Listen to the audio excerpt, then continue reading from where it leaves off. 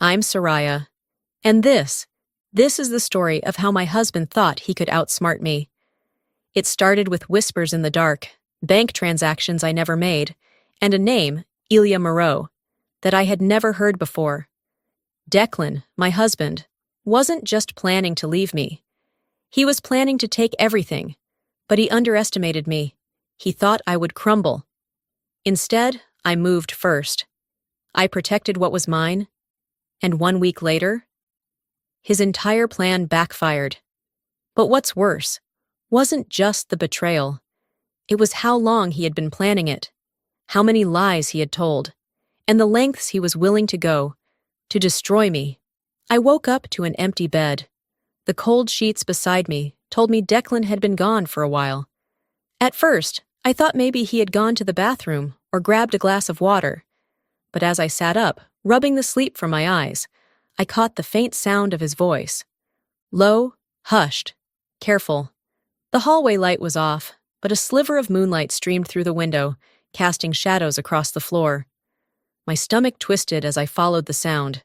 Just a little longer. She doesn't suspect anything yet. I stopped mid-step, my breath hitched. Declan's voice was smooth, reassuring, like he was calming someone down.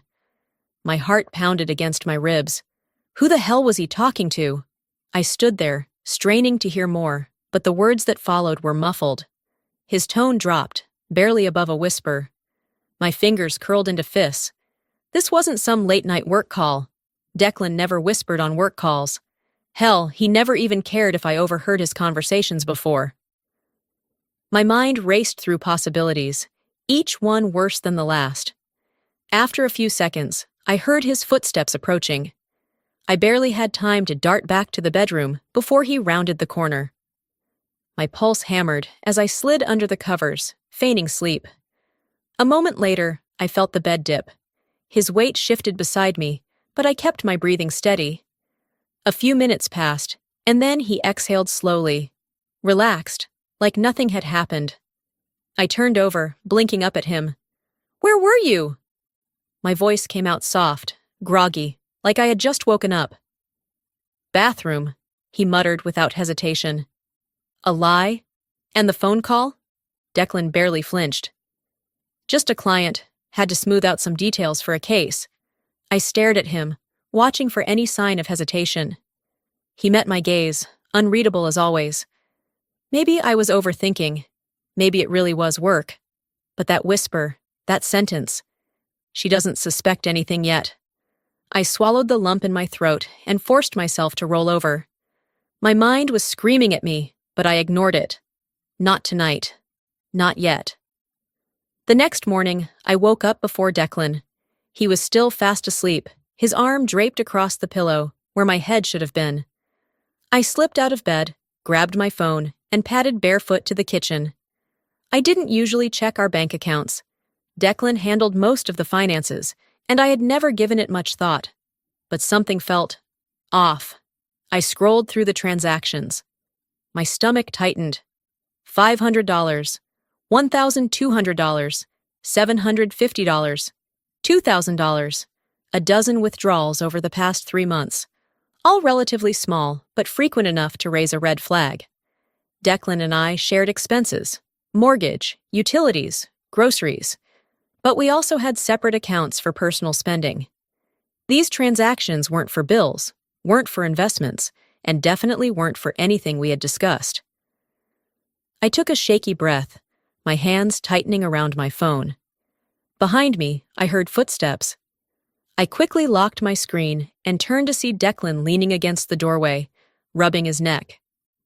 "Morning," he mumbled, voice thick with sleep. "What's for breakfast?" I set my phone down. "I was about to ask you the same thing." He smirked, stepping forward to pour himself coffee.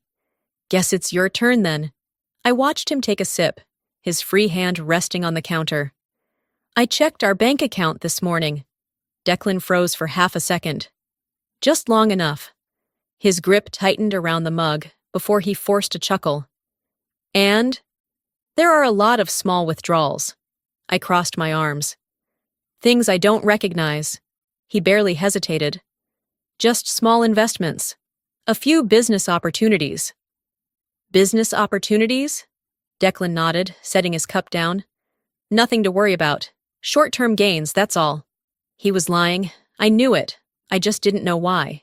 The rest of the day, I tried to shake the unease. But Declan wasn't helping. He was glued to his phone, taking calls in the other room. His screen was always face down when he set it on the table. And every time I looked at him, I felt like there was a wall between us, one that hadn't been there before. That night, as I lay in bed, staring at the ceiling, my mind wouldn't quiet down. Declan had always been confident, smooth, a man who knew how to talk his way out of anything. But I had been with him long enough to know when something was off. And something was definitely off. I turned to face him. He was already asleep, his breathing steady, his face calm, like a man with nothing to hide. I wasn't convinced. A voice in my head whispered the words I had been trying to push away all day. Am I being paranoid? Or is something really wrong? The doubt refused to fade, even as the morning light filtered through my window. I had spent the entire night tossing and turning, unable to shake the feeling that something was terribly wrong. Declan's voice from the night before still echoed in my mind. Casual, dismissive, yet calculated. The kind of tone someone used when they were hiding something in plain sight. I forced myself out of bed and went about my morning routine, but my movements felt mechanical. My thoughts were stuck in a loop, replaying every interaction, every red flag I had ignored over the past few months. And then Declan strolled into the kitchen like nothing had changed. "Morning, babe," he said, pressing a quick kiss to my temple. I was thinking, we should probably get our financials in order. You know, just in case of emergencies. I froze, my fingers tightening around my coffee mug. Our financials? I echoed carefully. Yeah, he said, leaning against the counter, sipping his coffee like this was just another normal conversation. Like, do you have a full list of your accounts, passwords, assets, that kind of stuff? We should keep everything in one place. I stared at him, my heartbeat drumming in my ears. Declan had never shown an interest in my personal finances. Sure, we had a joint account for bills, but we always kept our personal savings separate. It was just the way we had always done things. I swallowed, forcing a neutral expression. I guess I could put something together. His lips curved into a small smile, but his eyes flickered, just for a second. He nodded like it was no big deal, before changing the subject entirely. But my mind was already racing. This wasn't about us. This wasn't about just in case of emergencies. Declan was preparing for something, and whatever it was, he didn't want me to see it coming. That evening, Declan was uncharacteristically relaxed. He laughed at the TV, scrolled through his phone like nothing was wrong, and even suggested ordering takeout. He was playing the role of a doting husband perfectly. And that's what made my skin crawl. Something had shifted in him, the way he walked, the way he spoke. It was all too easy, too well rehearsed. Then it happened. Declan got up to take a shower, leaving his phone on the coffee table. He never left his phone unattended. Ever. I stared at it, my pulse quickening. The screen was face down, just like it had been for weeks. But then, as if the universe was throwing me a lifeline, a notification lit up the screen. A text message from a name I didn't recognize. Ilya Moreau. I didn't have time to think. I reached for the phone, my hands shaking as I tilted the screen just enough to read the message preview. Just make sure she stays in the dark. Almost there. My breath hitched. My chest tightened so fast it hurt. The room suddenly felt smaller, like the walls were closing in on me. Who the hell was Ilya Moreau? And what did they mean by almost there? My fingers hovered over the screen for half a second, just long enough for the wildest thoughts to flash through my mind. Was this another woman? Was Declan planning to leave me? Was he hiding money? I heard the water shut off. Panic shot through me as I placed the phone back exactly where it had been and sank into the couch, gripping my knees to keep my hands from shaking. A minute later, Declan strolled back into the room, towel drying his hair. I forced myself to look at him. He was so calm, so at ease, completely unaware that I had just seen something I wasn't supposed to. "Did you decide on dinner?" he asked, ruffling his hair. I swallowed hard. "Not yet." He grabbed his phone without a second glance, unlocking it effortlessly. No hesitation, like there wasn't a damn thing to worry about. But I knew better now. I spent the rest of the night trying to rationalize what I had seen.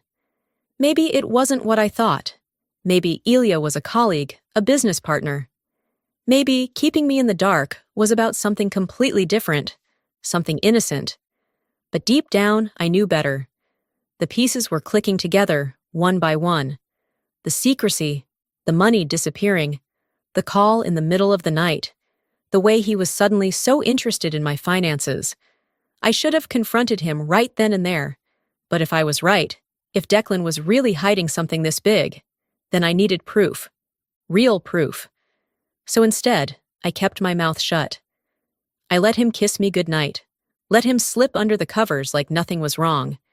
And then I lay there, gripping my phone, whispering into the dark. Who the hell is Ilya Moreau? The next morning, the question still haunted me, gnawing at my every thought. I moved through my morning routine like a ghost, going through the motions, but my mind was locked onto one thing: Ilya Moreau. The name lingered in my brain like an unsolved puzzle, a piece that didn't fit but refused to be ignored. Declan sat across from me at breakfast, scrolling through his phone, perfectly at ease.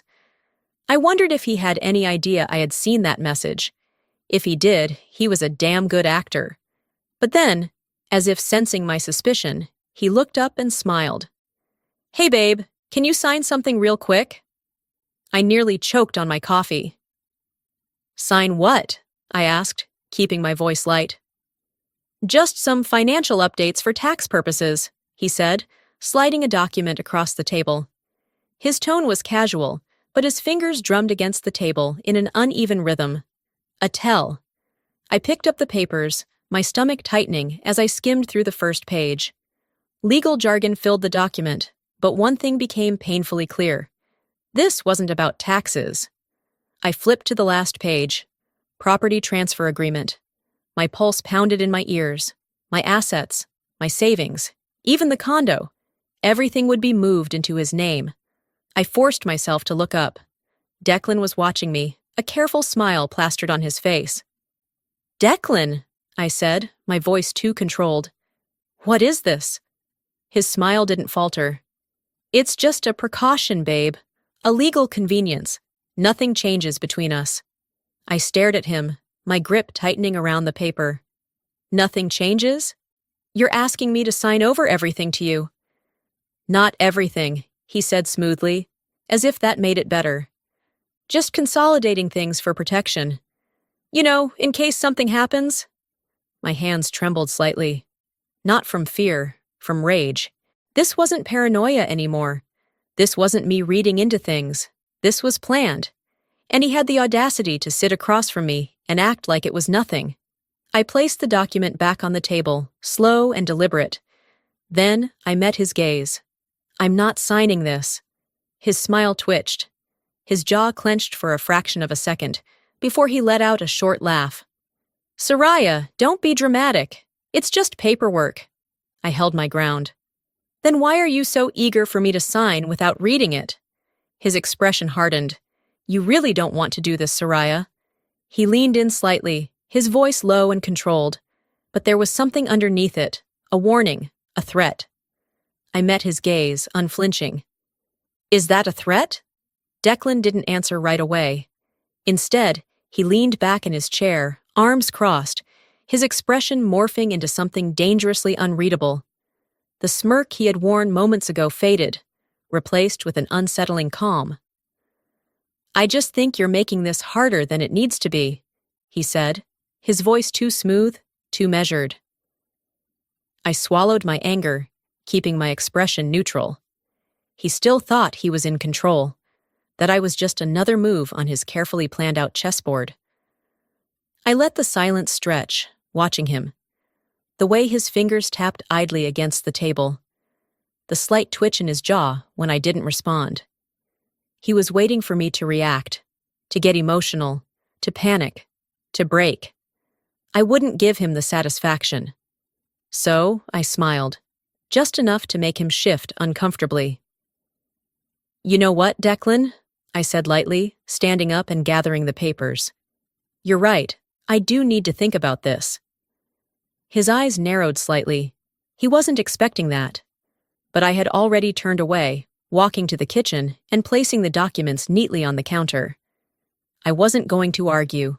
Not now, not yet. Because now, I was the one in control. That night, Declan acted like nothing had happened. He moved through our home like we were still just another happy couple, making himself a drink, watching the news, scrolling through his phone like he didn't just try to con me into signing away everything I owned. But as I watched him, a realization settled in my chest like a weight. This had never been about saving our marriage. He wasn't trying to fix things. He was setting up his exit, and he wanted to take everything with him when he left. The next morning, I found him in the living room, sipping his coffee like he didn't have a single worry in the world. But when I sat across from him, he glanced up, immediately sensing that something had shifted. "We need to talk," he said, setting his cup down. I tilted my head. "Oh?" He exhaled, as if this was difficult for him, as if he was the one struggling. "I think we should separate." There it was. He said it like a man delivering a well-rehearsed speech, every word perfectly measured. "It's not working anymore," he continued, his tone even. "You have to see that." I stared at him, unmoving. He wasn't asking for a divorce. He was telling me it was happening. I let a beat pass, then another, before I finally spoke. "You've been planning this, haven't you?" A flicker of something crossed his face, gone before I could name it. "It's for the best, Soraya. We've grown apart." Grown apart. That's what he was going with? I leaned forward, resting my arms on the table. "You mean, you want out, but you want to make sure you don't leave empty-handed." His lips pressed into a thin line, but he didn't deny it. I could have screamed. I could have thrown the nearest object across the room, but I didn't, because something had shifted inside me. A steel resolve that hadn't been there before. So I leaned back in my chair, tilting my head slightly. Then, as calmly as I could, I said the words that would change everything. I already moved my assets. Declan's entire posture stiffened. His breath hitched. Not enough for someone else to notice, but I did. "What do you mean?" His voice was too sharp, too controlled. I smiled, slow and deliberate. "Exactly what it sounds like." His jaw clenched. I saw it then, the second he realized he had lost. He had spent months orchestrating this, setting up every little detail to ensure he came out on top. But he had underestimated me, and he hated that. A long silence stretched between us. Then, finally, Declan exhaled sharply and stood up. He grabbed his coffee, took a slow sip, then turned to me with a look that sent ice through my veins.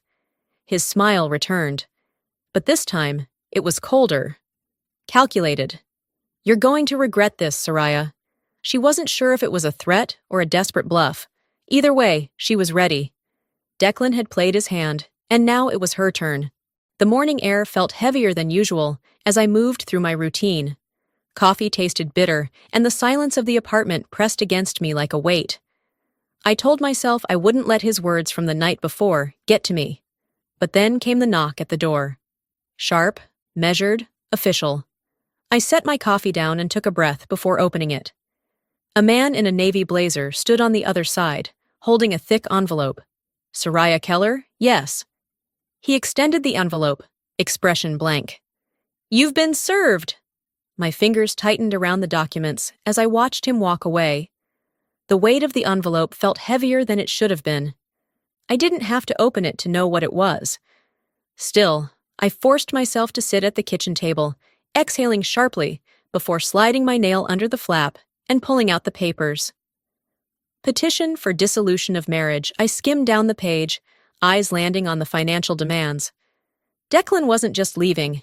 He wanted half of everything, the condo, the car, 50% of our shared assets, And, because he had the audacity, spousal support. I let out a bitter laugh, shaking my head. Of course, he thought he could take everything. He had been planning this for months, probably longer. The man I married was cold. But this was calculated. The smell of polished wood and freshly printed documents filled the air as I sat across from my attorney. She flipped through the papers, barely suppressing a smirk as she reached the financial breakdown. "Well," she said, tapping her nails against the desk, "he's got nothing." I raised a brow. "Just like that?" She glanced up, amused. "Just like that. You moved everything into a trust before he filed. That means legally he has no access. He can fight for spousal support, but considering your income history compared to his, it's not happening." I let out a slow breath, my shoulders finally releasing the tension I had been holding onto since that knock on my door. For the first time in weeks, I felt truly in control.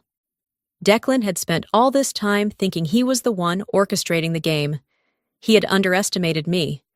That evening, I had just finished pouring myself a glass of wine when the front door slammed open. I didn't even flinch. Declan stood there, fury rolling off him in waves. His tie was loosened, and his jaw was clenched so tight, I swore I heard his teeth grind. "You think you're so smart, don't you?"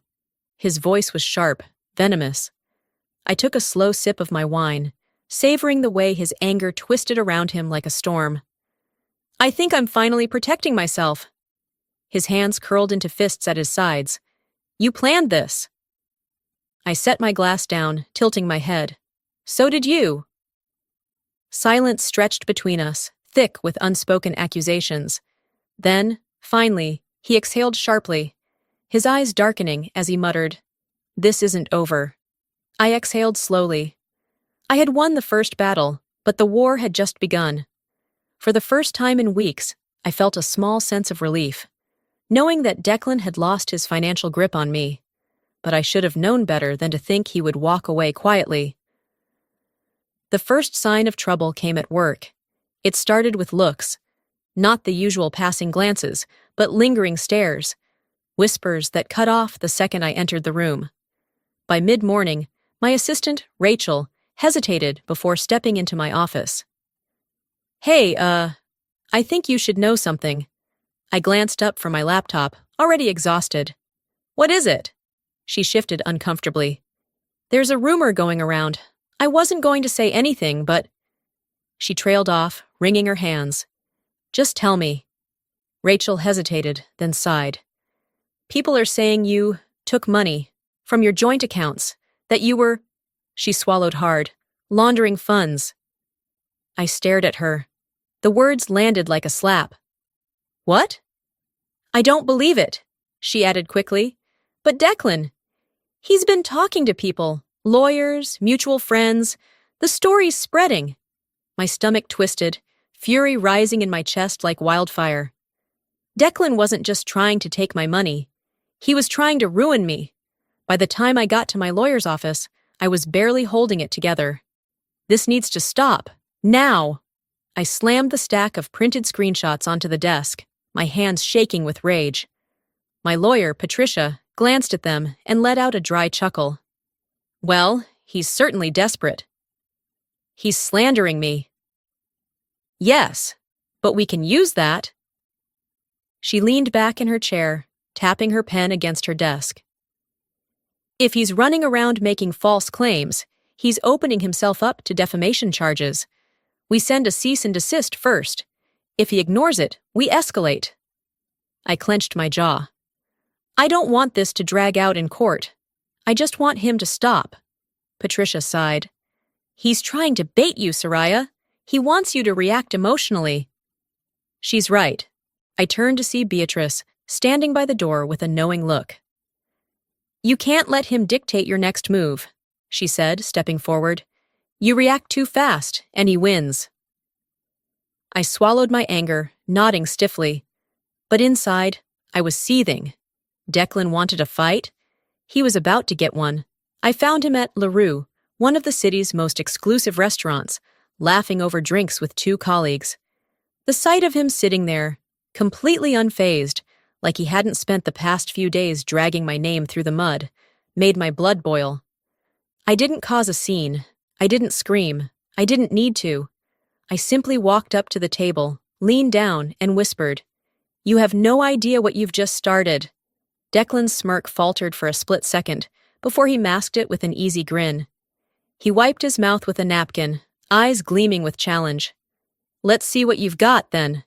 I had given him one last warning. Now I was done playing fair. Declan had spent weeks trying to manipulate, intimidate, and control me. He had underestimated me at every turn. Now, after failing to take my money, after smearing my name, he was taking one final shot. A desperate man is a dangerous one. I was halfway through my morning coffee when my phone rang. "Patricia," I answered, sensing the urgency before she even spoke. "You need to come in," my lawyer said without preamble. "Declan just filed a motion for a full financial audit." The words sent a sharp jolt through my body. I set my mug down carefully, inhaling deeply. "On what grounds?" Patricia exhaled. "He's claiming you mismanaged joint funds and that you owe him a financial settlement. It's complete nonsense, but that's not the point." "Of course it wasn't. He's trying to drain me," I muttered. "Legal fees, time, stress. He knows he can't win, so he wants to wear me down." "Exactly." A sharp bitterness curled in my chest. Declan never played to win outright. He played to exhaust his opponent. Not this time. "I'll be there in an hour," I said before hanging up. By the time I walked into Patricia's office, she already had Declan's motion spread across her desk, annotated in red. "Here's the good news," she said, looking up. "He doesn't have a single piece of legitimate evidence. The bad news?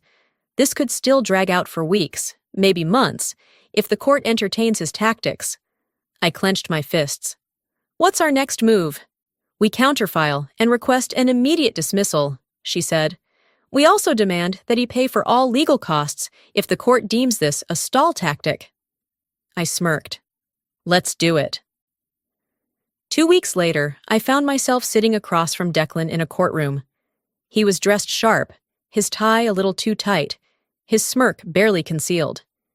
He thought this was his moment. His lawyer stood first. "Your Honor, my client has reason to believe that Mrs. Keller improperly moved assets to avoid a fair divorce settlement. We are requesting a full forensic audit of all financial transfers made in the past 6 months." I didn't react. I didn't flinch.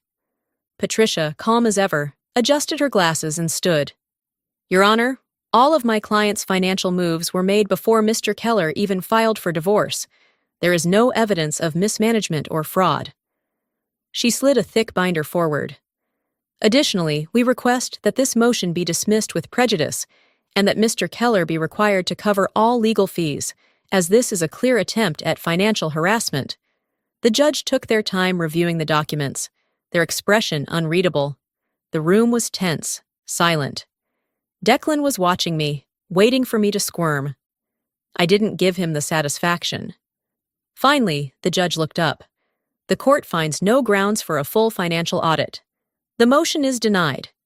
Furthermore, due to lack of evidence, Mr. Keller will be responsible for all legal fees associated with this claim." A sharp clap of the gavel. Just like that, Declan had lost again. Outside the courtroom, Declan walked past me without a word.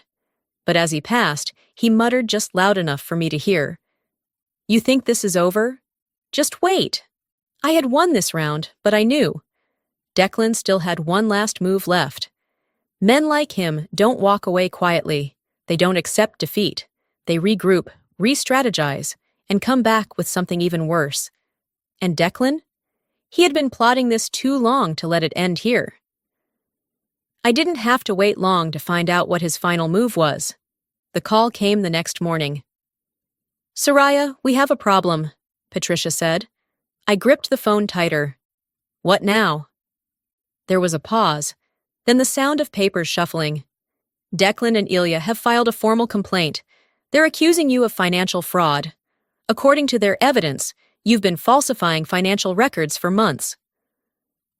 I felt the air leave my lungs. If this accusation stuck, I wouldn't just lose money.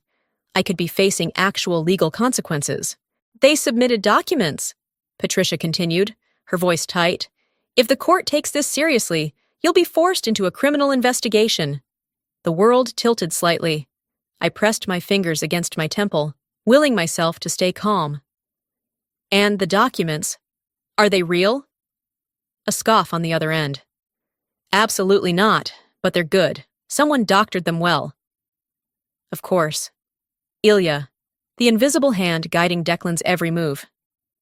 But, Patricia added, I had Beatrice take a look at them before calling you. And she found something, a flicker of hope. What? She recognized the timestamps on the financial transfers.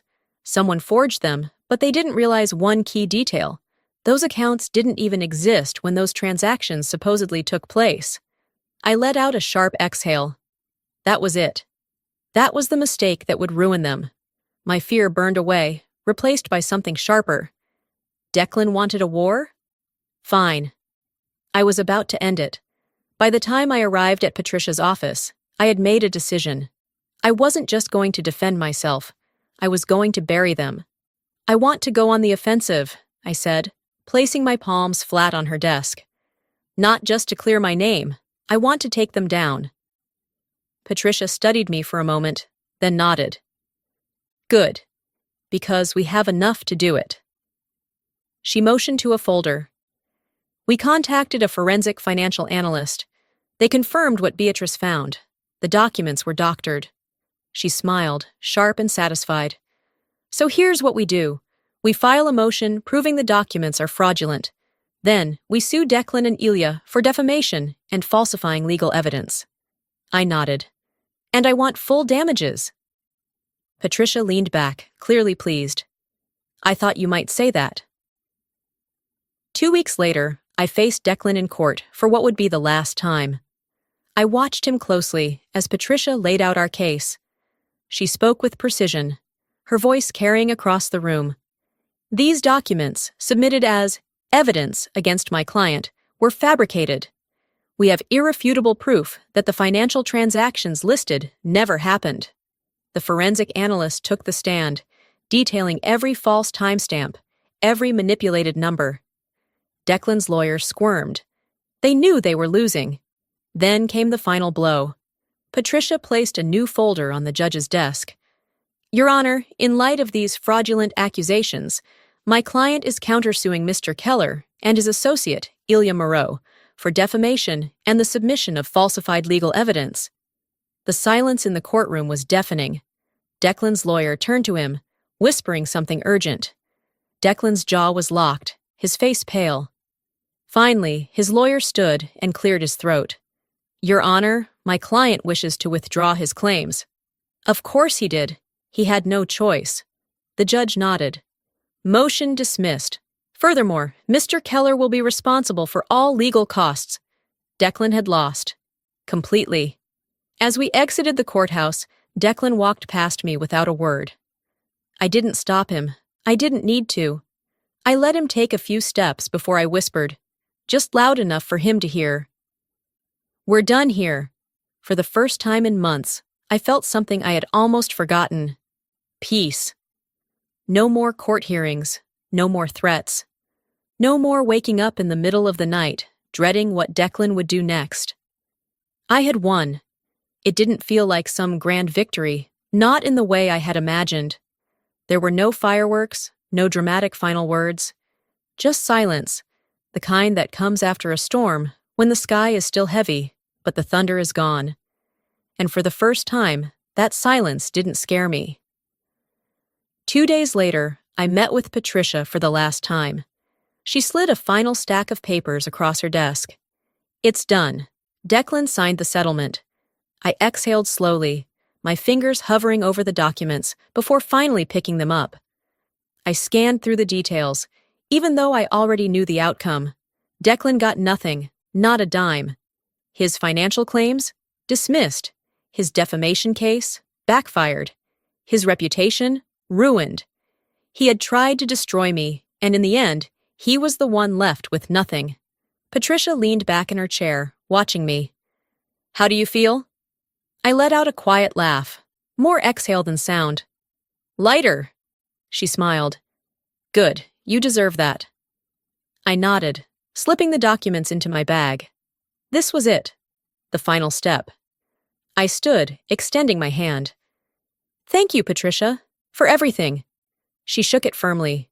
Go enjoy your life, Soraya. You've earned it. And for the first time in a long time, I believed her. That evening, Beatrice and my mother insisted on a victory dinner. Margot greeted me with a warm hug as I stepped into her home, her eyes full of relief. It's over, she whispered. Yes, I murmured. It is. Beatrice poured champagne, raising her glass with a mischievous grin. To freedom! And to never letting a man think he can outsmart you again. I clinked my glass against hers, laughing. I'll drink to that. We ate, we talked, we reminisced. And for the first time in months, I wasn't constantly looking over my shoulder. I wasn't waiting for the next hit. The war was over. Later that night, I stood on my balcony, gazing at the Chicago skyline. The city lights shimmered, stretching infinitely into the horizon. Everything felt different. I was no longer the woman who had ignored the warning signs. No longer the woman who had believed in the illusion of safety, of permanence. I had lost things, trust, time, the version of love I thought I had. But I had gained more, strength, clarity, control. My phone vibrated on the table beside me. I glanced at the screen. Unknown number. I didn't hesitate, blocked. I turned back to my laptop, opening a blank document. A new chapter, a new story, my story. As I closed my laptop, I whispered, "This is my story now." Before we wrap up, let me leave you with something to think about. Life has a way of testing us in the moments we least expect. Sometimes the people we trust the most are the ones who betray us the deepest. But here's what I've learned. Strength isn't about avoiding betrayal, it's about how you rise after it. When I stood at the edge of my marriage, I could have let it break me. I could have let fear and doubt consume me. But instead, I chose to fight. Not just for my finances, but for my dignity, my freedom, and my future. And if there's one thing I hope you take from this story, it's this. You are stronger than you think. If you've ever been blindsided by betrayal, if you've ever felt like the rug was pulled from under you, know this. You are not alone. Life may throw its worst at you, but it's in those moments that you discover who you truly are.